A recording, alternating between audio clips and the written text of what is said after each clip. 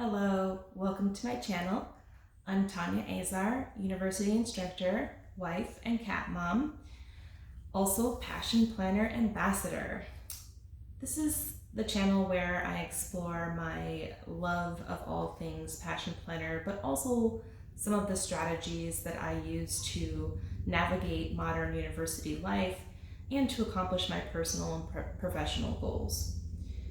Today we're going to be talking about the monthly review, which I have blogged about before, but I did want to do a video showing you how I use the Passion Planner monthly reflection area to do a monthly review. I actually got my monthly review set up from an academic who coaches other academics on achieving their professional goals. And so I subscribe to her newsletter, and I will link to her work in the comments area of this video. But essentially, I don't follow the Passion Planner questions entirely. I do something slightly different that is tailored a little more towards academics and how our workflows function. I also found when I first started using Passion Planners that I got intimidated by the intimacy of some of these questions and how much space there was. I'm kind of a rule follower, shocker. And I felt a lot of pressure to fill out these questions in their entirety using all this space. And some months you're just drained, you just don't have it in you to think about, what are the 3 top lessons you learned this past month. I'm not entirely sure. I'm just trying to process things right now. I don't know about you guys, but I am a little exhausted. And I'm not sure I know what lessons I've learned yet. So it's a lot of pressure, but I still want to do a monthly review because they're so essential to helping you evaluate all kinds of things, not the least of which is your energy level, your ability to focus. It also just reminds you of all that you have accomplished, even though, and especially in academia, but I imagine in a lot of different contexts, you feel like you've done nothing. So a monthly review is an incredibly useful tool. It just isn't, for me personally, it can't be this journalistic. It has to be a little more about business for me to be able to do this every single month without fail. And I do actually journal, a personal journal. I keep one for the purposes of, exploring my feelings about things. But for the purposes of this monthly review, I like to keep it kind of more list oriented and specifically to reflect on what I've done and what is coming up, and so that I can plan appropriately. So that's what I'm going to do here in the video. I'm not going to take a ton of time, but I do want to review my August accomplishments, and then I explore what's coming up in September, and I also sort of break down some priorities. So for August, I've set up my classes.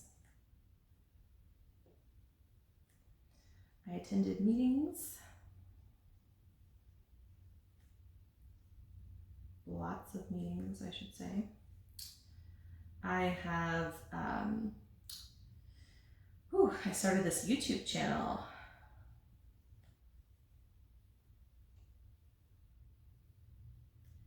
I've also become a Passion Planner ambassador. And if you are interested in exploring Passion Planner products or getting 10% off, I will leave my referral link and my discount code in the comments on this video. But essentially, I've always been a Passion Planner enthusiast. I just didn't know there was an ambassador program or would have joined years ago. So now I'm an official ambassador, which just means that I get a small commission off of sales when people use my referral link or my code, and no extra cost to you. But it's just a really, I think, clever way to market their products, is to find people like me who already love their products and then share with everyone who will listen why their products are awesome. Okay, so I became a Passion Planner ambassador. I was in the Florida Keys for several weeks with my mother. As some of you may know, if you've been following my Instagram or my blog over the summer, I suffered a miscarriage in July, and I needed some time to regroup. And luckily, my mother has a home in Florida Keys, and I was able to visit with her there and soak up some sun and swim every day. And it was just really good for me. I'm happy to be back, but I was really happy to be there as well. So, so that was an important activity that I did in August for sure. I'm going to add here that I did sort of process my miscarriage, because it is an accomplishment, and even though I'm still processing it, certainly, I want to acknowledge the kind of emotional labor that I went through in the month of August. Dealing with this in particular, and it was not an insignificant thing. It did bump some things out of my life, off my list, so to speak, to make space for it. But in the end, I'm glad that I did devote that space to it, and I'm proud, that I am where I am now, even though I still have a little ways to go. So sometimes when I'm drawing a little bit of a blank, and it's been a long week, so bear with me, I do have to kind of flip through and just take a look at some of my to-do lists so that I can remember what I did. So it is very helpful to have these to-do lists. I did go up for a multi-year contract at my university, which was intense. I did that all last week, finding every single piece of paper that could possibly document my time here at my institution. Most of this stuff, though, is specifically for setting up my classes, so that did take a lot of time out of August. And I am organizing a reading group, which has been a lot of fun in the pandemic. I want to keep doing it, as well as, not that I'm specifically organizing the writing group, but I kind of am organizing it to a certain extent, in that I am helping us determine what time and day we're going to meet this semester to discuss our writing. So I am sort of doing that. Just see if there's anything else. I did set up a therapy appointment. I have not been to a therapist in my adult life, and so it will be a new experience for me, but I think it will be really helpful to help me, with this process of processing my miscarriage. So I found like that's a big accomplishment. I also am not going to put this on here, but I survived the longest time I've ever spent in an airport coming back from the Florida Keys. What was supposed to be a 3-hour flight turned into a 13-hour ordeal. So that was, I suppose that is a sort of accomplishment. I'm just double checking. We did have, I already put meetings on there. I also participated in the digital pedagogy lab. I got some grant money to attend that this summer, and the instructor was just amazing. I really enjoyed his syllabus and activities. I wish I could have participated more actively than I did. I think I was just in a kind of bad place still. And I did let him know that it wasn't for lack of wanting to participate, and he was so kind about it. I had just a great time in that session, and it influenced the classes that I'm teaching now in a very, very tangible and positive way. So I'm just extremely excited about that. I did celebrate some people's birthdays.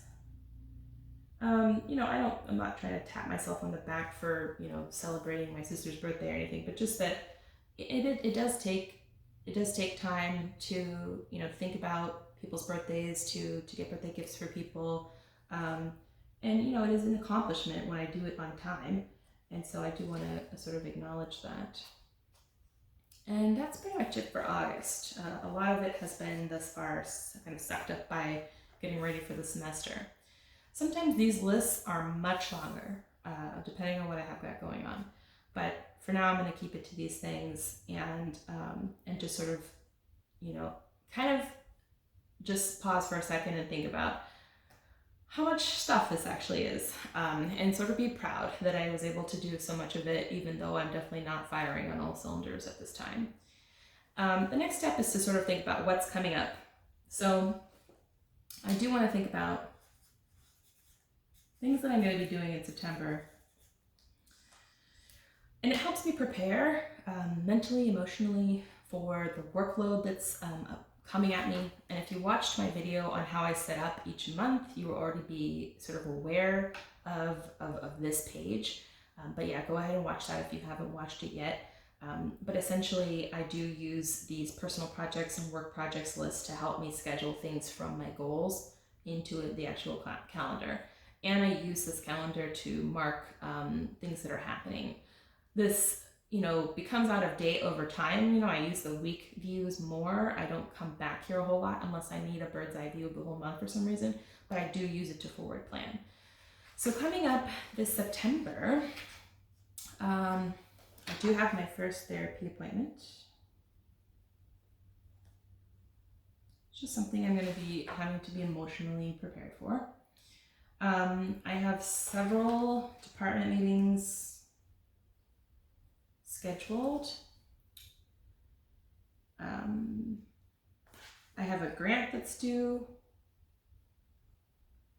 I have a panel that I'm organizing that I need to make an abstract for, and I also need to advertise the panel so other people will submit their abstracts to it. Several birthdays. I need to get cards for. Some personal things. I'm going river tubing with some friends. I'm really excited about that. And I'm also having some friends over for dinner. We actually made plans right before the pandemic for this dinner party. So over 18 months ago, and obviously we had to cancel them at that time. So now we are finally making it happen. I'm also attending the first session of an anti-racist pedagogy conference, which should be amazing, so I'm looking forward to that. Also, travel requests are due. That's funding for traveling to conferences, although so far I have not had a single conference that's going to be in person unless you count MLA, which may or may not end up happening in person. We'll see, to be continued. I do need to make headway on my book project, which is linked to the grant that I already mentioned. So that is happening this month, do or die. And it'd be nice if I did process feedback on my article that my writing group gave me feedback on. And in terms of September, I think that is a pretty good capture. I'm going to list every single task I want to do in September just because I already captured that somewhere else. But really this just to give me a sense of the scope of work that is coming my way, and not just work, but personal obligations. I mean, that's really what this is about a little bit, is to acknowledge all the personal and professional things I do so that I can be patient with myself, so I can be proud of myself. And that's something that I hope you guys have some way to do as well, just to be thinking about how this works in your life, so that you can be both patient and proud of yourself. The next step is to sort of consider the priorities for the month. And this is, as I said, taken from a woman who I'll link to in the comments, how she organizes, how she asks you to organize it, but essentially to think about your priorities for yourself. And you can make as many of these categories as you want, but she recommends that you keep it kind of discreet. For me, I don't have a separate category I have a category for self. I have one for teaching. I have one for research. I have one for community. I have one for relationships. And I have one for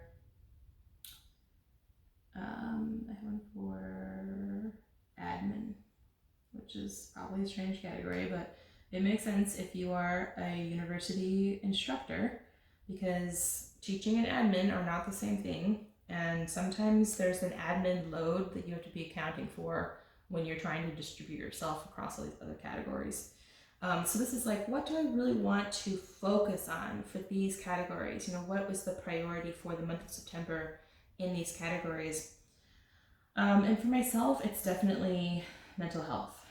In the past, it's been, sticking to an exercise routine or what have you, maybe some self-care practices. For this month, it's definitely going to be cultivating things that help my mental health. For teaching, definitely my CE work, just as the community partner work that I'm working on, that needs to be the priority in the teaching world. As soon as I get that stuff set up, then I can focus on a different aspect of teaching, but for now it's getting these community partners and my students aligned. For research, absolutely the book project, and link to that, the grant application. So those are two major things. Community I leave as a category, it can mean a number of things. When I'm not teaching community engaged courses, I volunteer in different capacities. I'm an elections officer. I volunteer for a food pantry, but just not right now because of the workload that I have. And this is just sort of like, in what way do I want to show up in my community? And right now I'm kind of giving myself a little bit of a pass. Here's my little pass. Just because I have a lot of community engaged work I'm doing here, although I am going to teach a computer core class for as a volunteer. So that technically counts as that, but it's linked to the community engaged work that I do for work. And then relationships. This can be, of course, my relationship with my husband. It could be my relationships with my family and so on. Last month, my sister was going away to college, so I wanted to focus my relationship on her. That was what I had initially intended before I went to the Florida Keys, to sort of reset. This month, it would actually be kind of nice to focus on my friendships, because I lost touch with some of them over the summer, just with everything that I had going on personally. I didn't want to, rain on all their parades, really. It's been a difficult couple of years, and I didn't want to, potentially just ruin whatever happiness they were finding, post-vaccine, but not quite post-pandemic. But it would be nice to reconnect with some of them, and I am doing that sort of with the dinner party and the tubing and everything, but just sort of to prioritize them would be nice. Administratively, I'm trying to think. Really, it's just the travel requests. Super easy. I have to think, though, about what I would actually, like how much money I'm going to request and what I need it for and so on. I mean, just because we're not traveling doesn't mean conferences don't cost money. So that's the major thing, though, that's due in September. And that's essentially it for the purposes of, the monthly review that I typically do with myself. And it just, as I said, helps me look back, helps me look forward, helps me prioritize. And if I, really want to, I am going to potentially answer these questions as well. They are kind of personal, though, so I may or may not do them on camera. I may or may not do them at all. We'll see. But in any case, I hope this video was helpful to you in thinking about your own monthly review / reflection procedure. Really excited to hear in the comments, how you guys go about doing these. If you go about doing monthly reviews, please let me know. Also, if there's other things that you want me to make videos about, please let me know in the comments. And then finally, I just want to say in the description of this video, I'm also going to include the links I promised you, my Passion Planner referral link if you so desire to take a look at our at Passion Planner's products. And if you did like this video, please thumbs up and subscribe. I really appreciate you watching my planning process, and I look forward to seeing you here again. Have a good one.